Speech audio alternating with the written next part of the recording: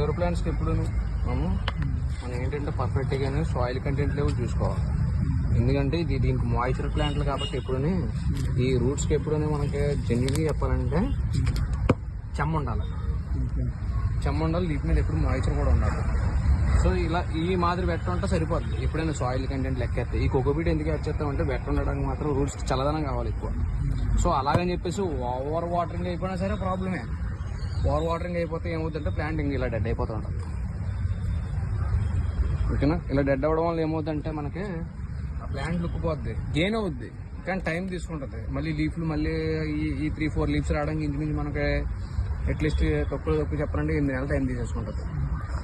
8 నెలల టైం తీసుకున్నదంటే మనకి ఆ ప్లాంట్ మీద ఉన్న ఇంట్రెస్ట్ పోతుంది first of all customer. So ఇప్పుడు మనం ఏంటంటే ప్లాంట్ ఎప్పుడు ఎవరి గ్రీన్గా ఉండాలని కోరుకుంటాం కాబట్టి మన కస్టమర్ చెప్పింది మనం